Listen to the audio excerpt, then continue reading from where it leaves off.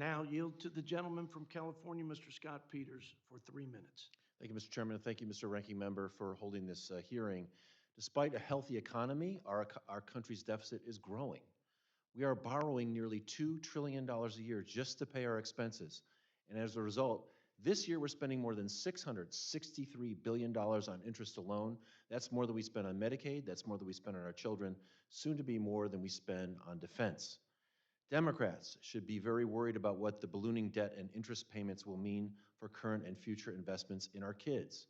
These interest payments crowd out the investments we want to make, like an expanded child tax credit, crowd out investments like making college affordable and expanding apprenticeships, crowd out our ability to ensure the clean energy transition leaves no one behind. I've heard many of my colleagues on both sides of the aisle contend, sometimes emphatically, sometimes indignantly, that we should get our debt under control through regular order with the tools we already have. And of course, they're right, we should do that. But I've been here now almost 11 years. It's clear to me and everyone in this room that we're not going to do that this process we have today it doesn't allow us to get to 218 and 60 to spend more, to spend less, and to keep tax policy right.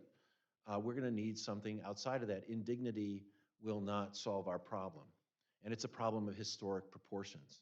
It did not appear overnight. Our failure to manage the national debt is not the sole responsibility of one party or one administration, as the point's been made.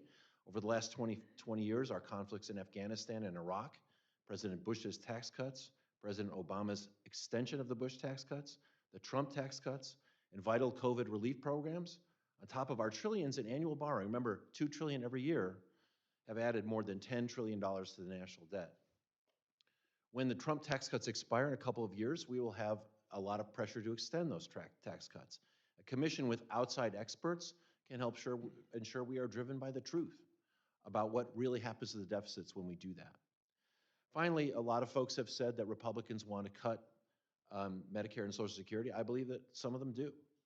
Under current law, Republicans are in the driver's seat.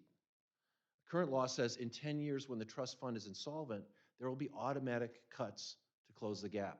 An overnight 23% benefit cut for the average recipient on the order of $17,000 a year.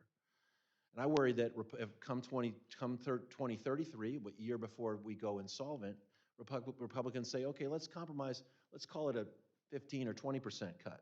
And they'll have all the leverage in the room.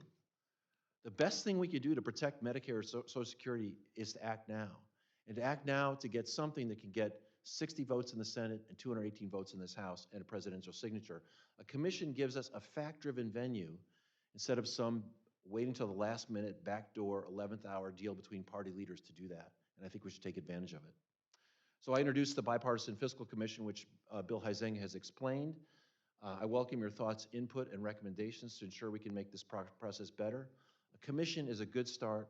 I think it's the best chance we have to deal with these problems. And I look forward to working with all of you to get a resolution, not just on this process, but on the policy. Thank you.